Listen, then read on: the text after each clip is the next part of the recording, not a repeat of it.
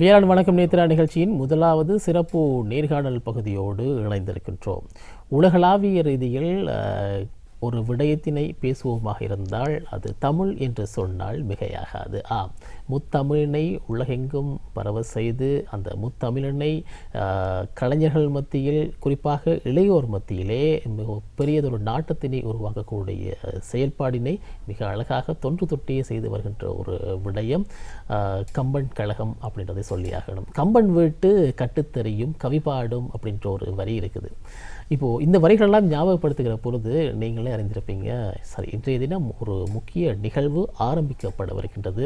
அதாவது அகில இலங்கை கம்பன் கழகம் நடாத்தும் கம்பன் விழா 2026 இன்றைய தினம் ஆரம்பிக்கப்படவிருக்கின்றது. இது தொடர்பான விடயங்களை நாங்கள் அதிதிகள் இருவரிடமிருந்து கேட்டு தெரிய போகின்றோம். இன்றைய தினம் எங்களோடு இணைந்திருக்கின்றார் கம்பவாரதி இலங்கை ஜெயராஜ் ஐயாவுடைய சிஷியன், அதே போன்று ஆஸ்திரேலிய கம்பன் கழகத்தினுடைய ஸ்தாபகர் மற்றும் அமைப்பாளர் பேச்சாளர் திரு ஜெயராம் ஜெகதீசன் அவர்கள் இருக்கின்றார். அதே போன்று கொழும்பு கம்பன் கழக உறுப்பினர் மற்றும் தொண்டர் நல்ல தமிழ் ஆர்வலர் திரு காளிதாசன் விஷ்ணுதாசன் அவர்களும் இருக்கிறார். வணக்கம் இருவருக்கும். வணக்கம். எப்படி இருக்கிறீங்க இருவரும்? சுகமாக இருக்கிறோம். சரி, தமிழை பற்றி பேசுவது என்று சொன்னால் அனைவருக்குமே உலகில் 90% மிகவும் பிடித்தது ஒரு விடயம் என்று சொல்லலாம். இந்த தமிழோடு, அதாவது இயல் இசை நாடகம் என்ற முத்தமிழினை உலகெங்கும் பரவ செய்து மனிதர்களிடத்திலே அந்த கலை நயத்தினை, அந்த கலையினை வழிவகுப்பது அல்லது உருவாக்குவதற்கு இந்த கம்பன் கழகம் உலகளாவிய ரீதியிலே பல்வேறு செயற்பாடுகளை செய்து கொண்டிருக்கிறது. இந்த கம்பன் கழகம் அப்படின்ற ஒரு விடயம் தொடர்பான ஒரு சிறிய அறிமுகத்தோடு நாங்கள் இன்றைய நேர்காணலை ஆரம்பிக்கலாம் ஐயா. ஆமாம், அனைத்து நேத்ரா நேயர்களுக்கும் இனிய காலை வந்தனங்களை தெரிவித்துக் கொள்கின்றோம். கம்பன் இந்த உலகிலே மக்கள் வாழ்வாங்கு வாழ்வதற்கான அடிப்படை என்பது அறம். அறம் வெல்லும் பாவம் தோற்கும் என்கின்ற பாவிகத்தை கொண்டு அமைந்த கம்பராமாயணத்தினோடு இந்த அறக்கருத்துக்களை, தமிழின் விழுமியங்களை, தமிழ் பண்பாட்டை எம் மக்களிடம் கொண்டு சேர்க்க வேண்டும் என்ற உன்னதமான குறிக்கோளோடு எம் குருநாதர் இலங்கை கம்பவாரதி ஜெயராஜ் ஐயா அவர்கள் 1980ஆம் ஆண்டில் அகில இலங்கை கம்பன் கழகத்தை நல்லூர் யாழ்ப்பாணத்திலே நிறுவுகிறார். இன்று 46 வருடங்களாகிவிட்டன. முத்தமிழை பொறுத்தவரையில் பெரும் பணியாற்றி, அது இயல் துறையாகட்டும், இசைத்துறையாகட்டும், நாடக நாட்டியத்துறையாகட்டும், பெரும் பணியாற்றுகின்ற பெருவிருட்சமாக மலர்ந்திருக்கின்ற ஒரு இலக்கிய சமூக அமைப்பு என்று மக்கள் பாராட்டுகிறார்கள், கூறுகிறார்கள். அந்த வகையில் அந்த பெருவிருட்சத்தினுடைய ஒரு செய்கழகமாக கொழும்பிலே நாங்கள் 1994 கொழும்பு கம்பன் கழகத்தை நிறுவியிருந்தோம். 33 வருடங்களில் நாங்கள் பயணித்து கொண்டிருக்கிறோம். அதை தாண்டி யாழ்ப்பாணத்தை பொறுத்தவரை காரநகர் கம்பன் கழகம், ஊரழு கம்பன் கழகம், வடமராட்சி கம்பன் கழகம், என் கிழக்கு மாகாணத்தில் திருகோணமலையிலே கம்பன் கழகம் என்று 80களில் இயங்கி வந்தது, 90களினுடைய ஆரம்பத்தில் இயங்கி வந்தது உண்டு. கடல் கடந்தும் சுவிஸ் நாட்டில் ஐயா அவர்கள் கம்பன் கழகத்தை அங்குரார்ப்பணம் செய்து வைத்திருக்கின்றார்.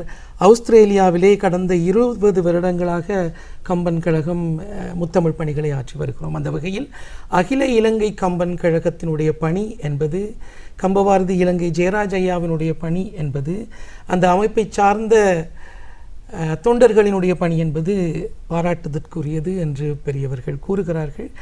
அந்த வகையில் நமது ஆண்டாண்டு காலமாக நாங்கள் நடாத்துகின்ற முக்கியமான விழாவில் ஒன்று கம்பன் விழா. தமிழ் இலக்கியத்தை, இசை நாடக நாட்டியத்தை ஒப்புவிக்கின்ற ஒரு பெருவிழாவாக கொழும்பிலே இன்று இந்த கம்பன் விழா நடைபெறுகின்றது. உண்மையில் எந்த ஒரு அமைப்பாகட்டும் அல்லது கழகமாகட்டும் அவை ஆரம்பித்ததன் பின்பதாக 4 தசாப்த காலமாக தன்னுடைய செயற்பாட்டினை முன்னெடுப்பது என்பது இலகுவான காரியமல்ல. பல்வேறு தங்கு தடைகள் ஏற்பட்டிருக்கலாம், பல்வேறு சவால்களுக்கு முகம் கொடுத்திருக்கலாம். இவை அனைத்தையும் தாண்டி மக்களிடத்திலே நற்பெயரினை பெற்ற ஒரு கழகமாகவும், மக்களிடத்திலே மிகவும் அங்கீகரிக்கப்பட்ட, மக்களுக்கு மிகவும் விரும்பத்தக்க பல்வேறு விடயங்களை தங்களுக்கு ஏற்றால் போல் மிக இலகுவாக அவர்களை சென்றடையக்கூடிய வண்ணத்திலே அவருடைய செயற்பாடுகள் முன்னெடுப்பது சாலச்சிறந்ததாக இருக்கின்றது. குறிப்பாக உங்களுடைய இந்த கம்பன் கழகத்திலான உங்களுடைய ஆரம்பம் எப்போது, எங்கே ஆரம்பிக்கப்பட்டது? நல்லூர் ஆதீனத்திலே 1980ஆம் ஆண்டில் இளையவர்களாக மிளிர்ந்து கொண்டிருக்கின்ற கம்பவாரதி இலங்கை ஜெயராஜ் ஐயா அவர்கள், அவருடைய சக நண்பர்களான திருநந்தகுமார் மற்றும் குமாரதாசன், பின்னாளில் அவர்களோடு தூணாக இணைந்து கொண்ட ரத்னகுமார் அண்ணன் அவர்கள், இவர்களுடைய பெரு உழைப்பின் காரணமாக இந்த விழா, இந்த கழகம் மிக உன்னதமாக வளர்ச்சி பெற்றது. நல்ல ஒரு காரியத்தை நல்ல மனநிலையோடு நாங்கள் நடாத்துகிற பொழுது நிச்சயம் இறை துணை நிற்கும் என்று பெரியவர்கள் கூறுவார்கள் அல்லவா? அந்த வகையில் கம்பன் கழகம் நாளொரு மேனியும் பொழுதொரு வண்ணமுமாக தமிழ் செயற்பாடுகளில் வளர்ந்து வந்தன. பெரும் குருமார்கள் துணையாக இருந்தவர்கள் எம் கம்பவாரதி ஐயா மற்றும் நண்பர்களுக்கு அவர்களுடைய ஆசீர்வாதமும் அரவணைப்பும் நிச்சயமாக கழகத்தினுடைய வளர்ச்சியை உயர்த்தியது என்று கூறினால் மிகையாகாது. உண்மையில் கொழும்பு கம்பன் கழகத்தின் உறுப்பினராகவும் தொண்டராகவும் நல்ல தமிழ் ஆர்வலராகவும் இருக்கக்கூடிய திரு காளிதாசன் விஷ்ணுதாசன் அவர்கள், உங்களுடைய ஆரம்பம் இந்த கம்பன் கழகத்தோடு எவ்வாறு? வணக்கம். நாங்களும் ஆரம்பத்தில் அவருடைய பாடசாலை காலத்திலிருந்து ஒன்றாக இருந்தவர்கள். அங்கே யாழ்ப்பாணத்தில் ஆரம்பத்தில் இதை ஆரம்பிக்கும் பொழுது ஆசிரியர்களுடைய உறுதுணையோடு தான் எல்லாமே ஆரம்பமானது. அவருடைய தமிழ் ஆசிரியர். ஆனால் இத்தனைக்கும் கம்பவாரதி அவர்கள் ஒரு விஞ்ஞான பாடம் தான் படித்து கொண்டிருந்தார். அவர் மீண்டும் தமிழுக்குள்ளே இறங்க தொடங்கின உடனே எல்லாமே வளர தொடங்கிச்சு. எல்லாருடைய உறுதுணையும் அவருக்கு கிடைத்தது. அந்த உதவிகளின் மூலம் 80ஆம் ஆண்டு நாங்கள் தொடங்கினது. 81ஆம் ஆண்டு முதலாவது கம்பன் விழா நடந்தது. பிறகு அப்படியே கிழக்கு மாகாணத்திலேயும் இப்படி நடந்து கொண்டு இருக்கும் பொழுது நாட்டு சீர்கேடு நடந்த நிலையில் கொழும்புக்கு இடம்பெயர்ந்த நேரத்தில் 94 கொழும்பிலே ஆரம்பித்தார். இன்று வரை இறை துணையோடு எல்லாமே நல்லபடியாக நடக்கிறது. உண்மையில் இந்த கம்பன் கழகம் என்கின்ற பொழுது வெறுமனே இலக்கிய துறையினை சார்ந்த விடயம் மாத்திரம்தான் இருக்க போகின்றது என்ற ஒரு எண்ணம் பரவலாக அனைவர் மத்தியிலும் இருந்தது. உங்களுடைய இந்த கம்பன் கழகத்தின் ஊடாக முன்னெடுக்கின்ற செயற்பாடுகள் என்னவாக இருக்கின்றது ஐயா? தமிழ் என்றாலே இயல், இசை, நாடகம், அதில் நாட்டியம்தான் முக்கியம். இந்த மூன்றையும் சேர்ந்த விதத்தில் எங்களுடைய விழாக்கள் அமைஞ்சு கொண்டு இருக்கின்றன. இலங்கை கொழும்பிலும் தான் சரி, யாழ்ப்பாணத்திலும் சரி, இசை விழா, நாட்டிய விழா, இயல், இது மூன்றுமே தொடர்ந்து நடைபெற்று கொண்டிருக்கு. சிலருடைய கருத்து நீங்கள் சொன்ன மாதிரி, இலக்கியம் இது நமக்கு தெரியாத விஷயம், நாங்களே இதுக்குள்ளே போக வேண்டும். இல்லை, அப்படி இல்லை. அதுக்கு மாணவர்கள் இலக்கியங்கள் எடுக்கின்ற பொழுது அவர்கள் சலிப்பு தட்டக்கூடிய ஒரு பாடமாக என்பதையும் காணக்கூடியதாக. ஆமாம், அதைத்தான் முதல்ல சொல்ல வர்றேன். இங்கே வர்ற பெரியவர்கள், இளைஞர்கள், குழந்தைகளை கூட்டிக் கொண்டு வர வேணும். இந்த வந்து இந்த நிகழ்ச்சியை அனுபவிக்க வேண்டும். அதில் வர்ற சில சொற்களை கேட்கலாம், அது பிறகு வளர்ந்து கொண்டே போகும். அப்போ அந்த குழந்தைகள் காலத்திலேயே அந்த பிள்ளைகளை நல்ல ஒரு இடத்துக்கு காட்டி விட்டால், அது இடையில் போய் குழப்பினாலும் கடைசியில் அந்த நல்ல இடத்துக்கு வந்து சேரும். அதுதான் இப்போ மிக குறைவாக இருக்கிறது எங்களுடைய ஆதங்கம். அது மக்களிடத்திலே இந்த தகவல் சரியாக போய் சேர வேண்டும். கம்பன் கழகம் என்கின்ற பொழுது வெறுமனே இலக்கியத்தினை மாத்திரம் கருத்தில் கொண்டு செயற்படுகின்ற ஒரு கழகமாக அல்ல, அது அதனை தாண்டி பல்வேறு செயற்பாடுகளை செய்து கொண்டிருக்கிறது. இது தொடர்பாக இன்னும் விரிவாக பேசலாம். நிச்சயமா கழகத்தினுடைய வளர்ச்சி 80களிலிருந்து ஆரம்பத்திலிருந்து நான் ஏற்கனவே கூறியது போல இலக்கிய அமைப்பை தாண்டி கம்பன் கழகம் இன்று ஒரு சமூக அமைப்பாக வளர்ந்து வருகிறது, நிற்கிறது என்று நாங்கள் சொல்லலாம். அண்மையில் கூட திப்பா புயலினூடாக நடைபெற்ற வெள்ள அனர்த்தங்களின் போது பல விதமான நிதியுதவிகளை நாடளாவிய ரீதியில் கம்பன் கழகம் ஆற்றியிருந்தார்கள். அதேவேளை கடந்த 5-6 வருடங்களாக கிளிநொச்சி ஜெயந்தி நகரிலே கம்பன் கலை கல்லூரியை அமைத்து இலவசமாக தற்பொழுது திருவள்ளுவர் அறநெறி பாடசாலை என்கின்ற வகையில் அங்கே இருக்கின்ற இளையவர்களுக்கு அறம், தமிழ், சமயம் போன்றவற்றை கற்பிக்கின்ற, அவர்களுக்கு கற்பித்தலும் செய்து உணவும் வழங்கி ஒவ்வொரு ஞாயிற்றுக்கிழமையும் மிக ஆர்வமாக இளையவர்கள் வந்து கற்றுக்கொள்கிறார்கள். அது ஒரு அறப்பணியாக கம்பன் கழகத்தினர் செய்து வருகிறார்கள்.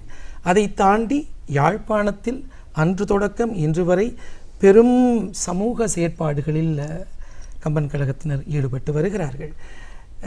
இப்பொழுது அரங்கேற இருக்கின்ற கம்பன் விழா அது ஒவ்வொரு ஆண்டும் சரி, அங்கே நிதியுதவிகள் பல்கலைக்கழகத்தில் வறுமை கோட்டிற்கு கீழிருந்து தேர்ந்து வருகின்ற மாணவர்களை தேர்ந்தெடுத்து புலமை பரிசில் கொடுக்கின்ற அளவுக்கும் அது கிழக்கு மாகாணமாகட்டும், வன்னி பகுதியாகட்டும், மட்டக்களப்பு போன்ற பகுதிகளாகட்டும், யாழ்ப்பாணமாகட்டும், எங்கெங்கு அது சரியாக தேவைப்படுகிறதோ அந்தந்த மாநிலங்களில், மன்னார் மாவட்டமாகட்டும், இந்த உதவியையும் செய்து வருகிறார்கள். தமிழோடு முத்தமிழ் மட்டும் அல்லாமல் சமூகம் சார்ந்த தன்னார்வ பணிகளையும் கழகத்தினர் செய்து வருகிறார்கள் என்பது உண்மை. ஆரம்ப காலங்களோடு ஒப்பிடுகின்ற பொழுது அகில இலங்கை கம்பன் கழகம், அதே போன்று கொழும்பு கம்பன் கழகம் ஆரம்ப காலங்களோடு ஒப்பிடுகின்ற பொழுது தற்போது இருக்கின்ற மக்கள் மத்தியிலே கழகத்துக்கு கிடைக்கப்படுகின்ற அங்கீகாரமாக நீங்கள் எவற்றினை கருதலாம்? ஆரம்ப காலங்கள் பார்க்கிற பொழுது வெறுமனே மாத்திரம் இலக்கியத்துறை என்ற ஒரு மிகப்பெரியதொரு எண்ணப்பாடு தான் இருந்தது. ஆனால் இன்று சமூக நோக்கம் காரணமாக சமூகத்தில் பல்வேறு இன்னல்களுக்கு முகம் கொடுக்கின்ற நபர்களுக்கும் சரி உதவுவதன் மூலமாக உங்களுடைய அமைப்பானது, இந்த கழகமானது மக்கள் மத்தியில் நிலைத்தன்மை பெற்றிருக்கின்றது. ஆகவே ஆரம்ப காலங்களோடு ஒப்பிடுகின்ற பொழுது தற்காலத்தில் மக்களிடத்தில் கிடைக்கப்படுகின்ற அந்த அங்கீகாரம் எவ்வாறு நீங்கள் காண்கின்றீர்கள்? ஆரம்பத்தில் இதுக்குரிய விளம்பரம் மிக கஷ்டம். அந்த நாளில் பத்திரிகை மட்டும்தான் ஒரு விளம்பரம், மிஞ்சி போனால் ஒரு ரேடியோவில் ஒரு சிறிய ஒரு பகுதியாக வரலாம். ஆனால் இன்று பலவிதமான ஊடகங்கள் மூலமாகவும் என்ன யூடியூப் அது இதுகளால் எல்லா பகுதியிலையும் அது போய் சேருது. காண்றவர்கள் எல்லாம் இந்த உங்களுடைய இன்விடேஷன் கார்டு கிடைக்குமா? ஏனென்றால் கடந்த சில நாட்களாக நான் இதோட கூட தொடர்பட்டு திரிவதால் உங்கள் இன்விடேஷன் கார்டு கிடைக்குமா என்ற கேள்விதான் வருது. இதிலிருந்து தெரியுது ஆக்கள்கிட்ட போய் சேர்ந்து கொண்டிருக்கிறது. அது பெரிய சந்தோஷமான விஷயம். ஆனால் குழந்தைகளிடம் போகணும். பாடசாலை மட்டத்தில் பாடசாலையில் இருக்கிற பிள்ளைகள்கிட்ட போகணும். அதற்கு என் வகையான செயற்பாடுகளை இதுவரை காலமும் நீங்கள் தொடர்ந்து ஒரு விடயம் நீங்கள் குறிப்பிட்டீர்கள், அறநெறி பாடசாலைகளினூடாக இந்த கம்பன் கழகத்தினுடைய செயற்பாடுகள் முன்னெடுப்பதாக.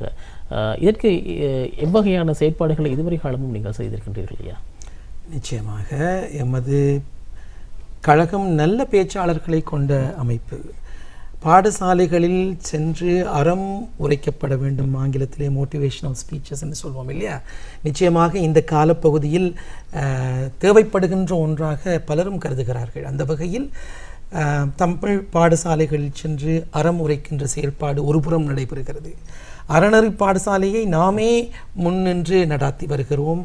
அவர்களின் ஊடாக இளையவர்கள் மத்தியில் இளமையில் கல்வி, சிலையில் எழுத்து, பசுமரத்தாணி போல பதிய வேண்டும் என்ற முயற்சியை கம்பபாரதி ஐயா முன்னின்று அதனை இளையவர்களோடு நடாத்தி வருகிறார். அந்த செயற்பாடுகள் அப்பப்போது பிற மாநிலங்களுக்கும் சென்று வருவது பாராட்டத்தக்கது என்று பெரியவர்கள் கூறுகிறார்கள். பாடசாலை அதிபர்களோடு தொடர்பு கொண்டு, தமிழ் ஆசிரியர்களோடு தொடர்பு கொண்டு இந்த செய்திகளை நாங்கள் பரப்பி வருகிறோம். உண்மையில் கம்பன் கழகம் என்கின்ற பொழுது ஆன்மீகத்திலும் நிகரற்றதாக இருக்கின்றது. ஆன்மீகத்தோடு உடனான தொடர்பு, ஆன்மீகத்தினூடாக முன்னெடுக்கின்ற செயற்பாடுகள், இது தொடர்பாகவும் நீங்கள் பகிர்ந்து கொள்ளலாம் ஐயா. அதற்கு ஒரு சிறிய உதாரணம் இல்லை, பெரிய ஒரு உதாரணமாக கொழும்பில் ஐஸ்வர்ய லட்சுமி கோவிலை நிறுவி, அது ஒரு தத்துவ திருக்கோயில். அந்த தத்துவ திருக்கோயிலில் சிலர் எங்களுடைய பரம்பரையாக எங்கள் மக்கள் கோயிலுக்கு போய் ஒரு குறிப்பிட்ட விஷயங்களை மட்டும் செய்து கொண்டு வருவார். ஆனால் இப்போ இங்கே வந்த பிறகு இப்போ அவர்களுக்கு தெரியுது தியானம் செய்ய வேணும், மனத்தை கட்டுப்படுத்த வேண்டும், ஒருநிலைப்படுத்துகிற இந்த நிலைகளுக்கு எல்லாத்துக்கும் உரிய விளக்கங்களோடு அந்த கோயில் அமைஞ்சு இன்றைக்கு நல்ல பேர் எடுத்து கொழும்பில் மிக ஒரு முக்கியமான ஒரு தளமாக மாறிக்கொண்டிருக்கிறது. வெறுமனே நாங்கள் இந்த கம்பன் கழகத்தினை சமூக செயற்பாட்டோடு சேர்ந்தது மாத்திரமின்றி ஒரு ஆன்மீக துறைக்கும் இதை செலுத்த வேண்டும் என்ற ஒரு எண்ணம் ஏற்பதற்கு மிக முக்கியமான காரணமாக நீங்கள் எதனை கருதுகின்றீர்கள்?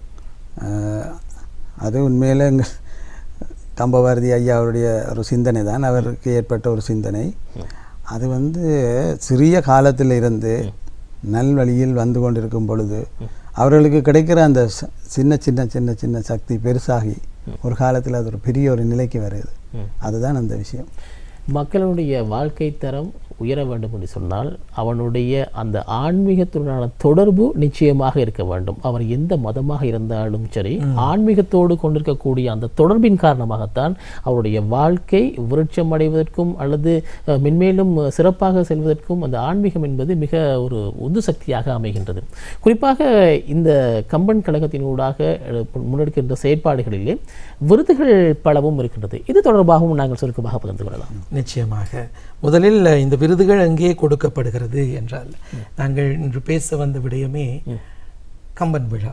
கொழும்பிலே மிக விமரிசையாக இன்று 30ஆம் தேதி ஏப்ரல் மாதம் ராமகிருஷ்ண மண்டபத்தில் அரங்கேற இருக்கின்ற கம்பன் விழா மொத்தம் 4 நாட்கள் நடைபெற இருக்கின்றன. இன்று தொடக்கம் ஞாயிறு வரைக்கும் ஒவ்வொரு நாளும் இன்று மாலை நேர நிகழ்ச்சி, நாளை மறுநாள், அதற்கப்புறம் ஞாயிற்றுக்கிழமை என காலை மாலை என இந்த நிகழ்ச்சிகள் நடைபெற இருக்கின்றன.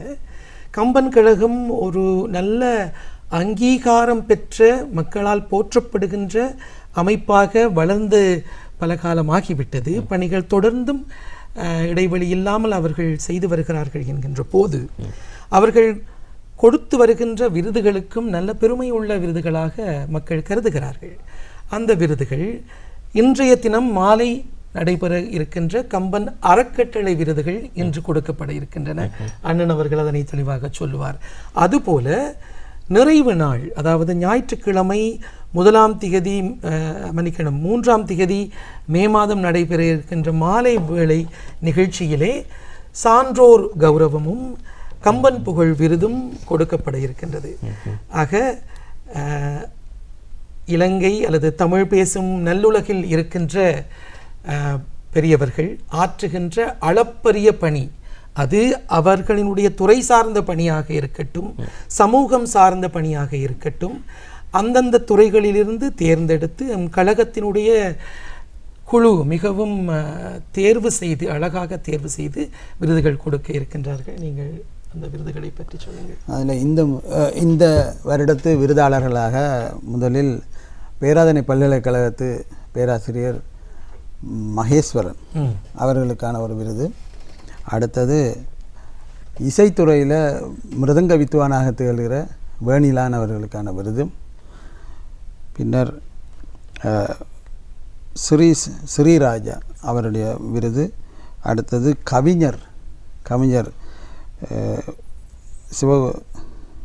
சிவராதன். அடுத்தது இப்போ உலகம் முழுக்க பிரபலியமாக இருக்கிற யூடியூப் நியூஸ், அவர் ஒரு செய்தியாளராக பிரபல்யமாகி கொண்டிருக்கிறார். முகமது அவர்களுக்கும் ஒரு விருது கிடைக்க இருக்கிறது இன்றைக்கு. குறிப்பாக இந்த அகில இலங்கை கம்பன் கழகம் நடாத்தும் கம்பன் விழா 2026 அழைப்பதின் கைகளில் இருந்தது. சற்றுக்கு முன்னதாக நீங்கள் திரையிலும் பார்த்திருப்பீர்கள். 2026ஆம் ஆண்டு ஏப்ரல் மாதம் 30ஆம் திகதி முதல் மே மாதம் 3ஆம் திகதிகளில் கொழும்பு ராமகிருஷ்ண மிஷன் மண்டபத்தில் தான் இந்த நிகழ்வு நடத்தப்படவிருக்கின்றது. குறிப்பாக இந்த கம்பன் கழகத்தினுடைய விருதுகள் என்று பார்க்கின்ற பொழுது எந்தெந்த துறைகளுக்கு நீங்கள் விருதுகளை நியமித்திருக்கின்றீர்கள்? ஐயா அவர்கள் சொன்ன அந்த அறக்கட்டளை விருதுகள் இன்று கொடுக்கப்பட இருக்கின்றன. ஞாயிற்றுக்கிழமை 3ஆம் தேதி மாலை நடைபெற இருக்கின்ற அந்த கௌரவம் நுண்மான் நுழைப்புலம் கொண்டு கல்வித்தகமை மிக்க பணியாற்றுகின்ற, சமூகத்திற்கு நல்ல வகையில் சேவையாற்றுகின்றவர்களுக்கான விருதுகள் கொடுக்கப்பட இருக்கின்றன. அவர்களுடைய தகுதி கருதியும் அவர்களுடைய அனுபவம் கருதியும் அவ்வத்துறைகளில் இருப்பவர்களுக்கு அந்த விருதுகள் சென்று சேர இருக்கின்றன. இந்த விவரங்கள் கழகத்தினுடைய முகநூலிலும் சமூக வலைத்தளங்களிலும் ஆங்காங்கே நாங்கள் கொழும்புகளிலும் பல இடங்களிலும் பதாகைகளையும் வைத்திருக்கின்றோம். இந்த விழாவில் வருகின்ற பொழுது விவரங்கள் முழுதும் உங்களுக்கு தரப்படும். முக்கியமாக இந்த கம்பன் கழகத்தினுடைய அதி உயர் விருது என்பது கம்பன் புகழ் விருது. நல்ல சேவையாற்றியவர்களுக்கு கடந்த காலத்தில் கொடுத்திருக்கின்றோம். இந்த வருடமும் இந்த கம்பன் புகழ் விருது சரியான ஒருவருக்கு சென்று சேர்வதாக அமைத்திருக்கின்றோம். இன வேற்றுமையால் பிளவுண்டு கிடந்த இந்த தேசத்தை ஒன்றுபடுத்துவேன் என்ற நல்நோக்கத்தோடு எங்களுடைய இன்றைய ஜனாதிபதி மாண்புமிகு அனுரகுமார திசாநாயக்க அவர்கள் உழைத்து வருகிறார். கடந்த 2 வருடங்களில் அந்த பணியை சிறிது சிறிதாக உயர்த்தி கொண்டும் மக்களால் வரவேற்கப்படுகின்ற நிலையிலும் இந்த பணியை அவர் ஆற்றுகிறார். அவருக்கான தமிழர்களினுடைய ஒரு நட்பு கரத்தை நீட்டி அவருடைய பாராட்டுதல்களை நாங்கள் வழங்கி மென்மேலும் அவருடைய இந்த நல்ல பணி தொடர வேண்டும், நல்ல ஒரு முடிவு தீர்வு இந்த தேசத்திற்கு வர வேண்டும் என்று நாங்கள் கருதி பெரியவர்கள் இந்த விருதை இவ்வருடம் கம்பன் புகழ் விருதை எமது ஜனாதிபதிக்கு கொடுத்து பெருமை சேர்க்க இருக்கிறோம் என்று கூற விரும்புகிறேன். உண்மையில் அகில இலங்கை கம்பன் கழகம் நடத்துகின்ற கம்பன் விழா 2026 இலங்கை ஜனநாயக சோசலிச குடியரசினுடைய கௌரவ ஜனாதிபதி அனுரகுமார திசாநாயக்க அவர்களுக்கு இந்த கம்பன் கழகத்தினுடைய மிக உயரிய விருதான கம்பன் விருது வழங்கப்படுகின்றது. பெருமைக்குரிய விடயம். இந்த விருதினை வழங்குவதற்கு பல்வேறு காரணங்களையும் நீங்கள் சுட்டிக்காட்டினீர்கள். குறிப்பாக இலக்கியத்துறை சார்ந்து அல்லது வேறேனும் எந்தெந்த துறையில் அவர்கள் தேர்ச்சி பெற்றிருக்கின்றார்களோ அவர்கள் சமூகத்தோடு இணைந்துள்ள அந்த விதம், சமூகத்துக்கு வழங்குகின்ற அந்த செய்திகள், சமூகத்துடனான நல்லெண்ணங்களில் ஈடுபட்டுள்ள அந்த தன்மை, இவற்றினை கொண்டு நீங்கள் இந்த விருதுகளை வழங்குகின்றீர்கள். குறிப்பாக இவ்வாறானதொரு விருது இப்படி வழங்க வேண்டும் என்பதனை நீங்கள் ஆரம்பம் முதல் எவ்வாறு அந்த தெரிவினை நீங்கள் மேற்கொள்கின்றீர்கள்? நிச்சயமாக விஷ்ணு அண்ணன் கூறியது போல எமது பிதாமகர் கம்பபாரதி இலங்கை ஜெயராஜ ஐயாவினுடைய ஒரு நீண்ட நோக்கு பார்வையில் இது அமைக்கப்பட்டதாக. தனி கம்பன் ஆகா இலக்கிய அமைப்பு, இலக்கியம் சார்ந்தவர்களுக்கு தான் இந்த விருதுகள் கொண்டு சேர வேண்டும் அல்லது கம்பனை அறிந்தவர்களுக்குத்தான் இது கொடுக்கப்பட வேண்டும் என்ற நிலைமையை தயவு செய்து நீங்கள் தள்ளி வைத்துவிட்டு கம்பன் கழகம் என்பது ஒரு சமூக அமைப்பு.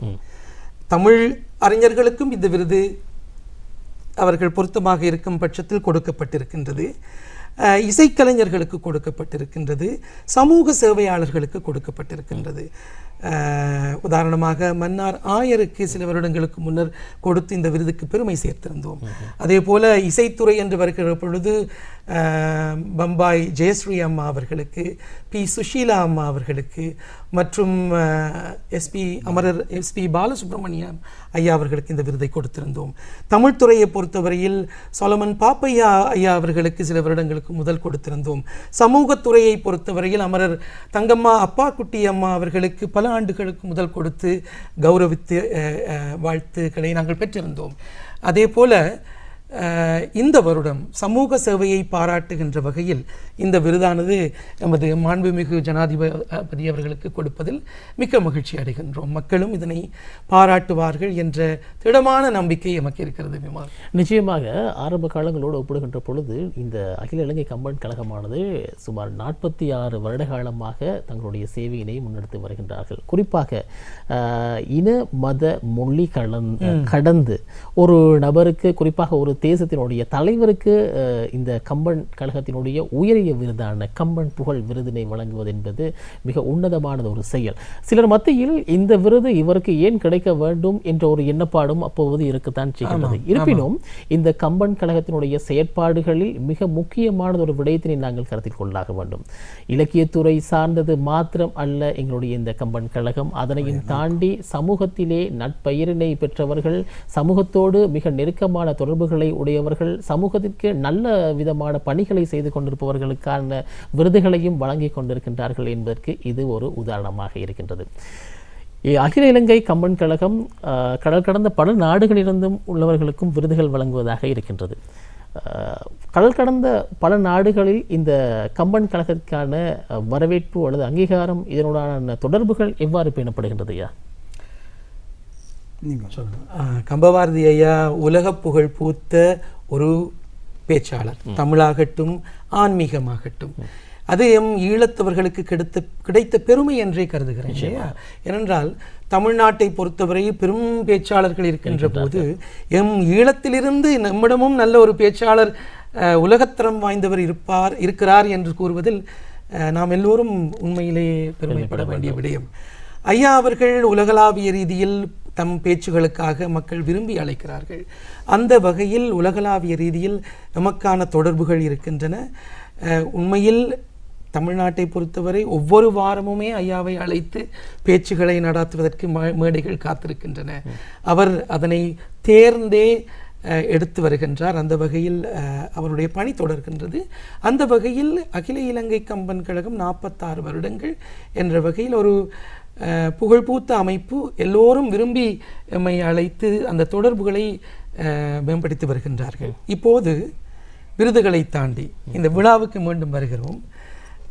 முத்தமிழ் பேசப்படுகின்ற இந்த விழா, இன்றைய தின விழா மாலை சரியாக 5 மணிக்கு ஸ்ரீ ஐஸ்வர்ய லக்ஷ்மி ஆலய முன்றலில் இருந்து, அதாவது ராமகிருஷ்ண தோட்டம் வெள்ளவத்தை 6இல் இருக்கின்ற ஐஸ்வர்ய லக்ஷ்மி ஆலய முன்றலில் இருந்து கம்பன் பட ஊர்வலம் ராமர் தர்பார் உடனான ஒரு கோலாகலமான ஒரு ஊர்வலமாக மங்களகரமாக இந்த ஊர்வலம் சென்று ராமகிருஷ்ண மண்டபத்தை அடைய இருக்கின்றது.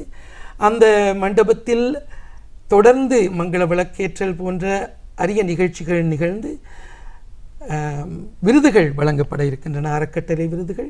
தொடர்ந்து பாரதி கிருஷ்ணகுமார் ஐயா அவர்கள் புகழ்பூத்த தமிழ்நாட்டு பேச்சாளர்கள் பேசுகின்ற எழிலுரை, அதனைத் தொடர்ந்து கொழும்பில் பிரபல்யமாக இருக்கின்ற அல்லது இலங்கையில் பிரபல்யமாக இருக்கின்ற பரதநாட்டிய ஆசிரியர்களினுடைய ராமகாதை நிகழ்ச்சியும் நடைபெற இருக்கின்றன. சரி, உண்மையில் அகில இலங்கை கம்பன் கழகம் நடத்துகின்ற கம்பன் விழா 2026ஆம் ஆண்டு இம்முறை 30ஆம் தேதி, அதாவது இன்று முதல் மே மாதம் 3ஆம் தேதிகளில் கொழும்பு ராமகிருஷ்ண மிஷன் மண்டபத்தில் காலை 9:30 மணி முதல் மாலை 5:30 மணி வரை நடைபெறவிருக்கின்றது. அனைவரும் தவறாது கலந்து கொள்ளுமாறும் நாங்கள் அன்போடு கேட்டுக்கொள்கின்றோம். சரி, நல்ல பல விடயங்களை பகிர்ந்தோம் என்று நம்புகின்றோம். அந்த வகையில் இன்றைய தினம் எங்களோடு இணைந்திருந்தார்கள் கம்பபாரதி இலங்கை ஜெயராஜ் ஐயாவினுடைய சிஷ்யன், அதே போன்று ஆஸ்திரேலிய கம்பன் கழகத்தினுடைய ஸ்தாபகர் மற்றும் அமைப்பாளர் பேச்சாளர் திரு ஜெயராம் ஜெகதீசன், அதே போன்று கொழும்பு கம்பன் கழக உறுப்பினர் மற்றும் தொண்டர் நல்ல தமிழ் ஆர்வலர் திரு காளிதாசன் விஷ்ணுதாசன், இருவருக்கும் எங்களுடைய அலைவரிசையின் தயாரிப்பாளர் சார்பாகவும் ரசிகர்கள் சார்பாகவும் மனமார்ந்த நன்றிகளையும் வாழ்த்துக்களையும் சொல்லிக் கொண்டோம். நன்றி இருவர். நன்றி நன்றி. சரி ரசிகர்களே, வியாழன் வணக்கம் நேற்று நிகழ்ச்சியின் அடுத்த அம்சம் உங்களுக்காக காத்திருக்கின்றது. சிறியதொரு வர்த்தக விளம்பர இடைவெளி தொடர்ந்து நாங்கள் மீண்டும் இணைந்து கொள்ளலாம்.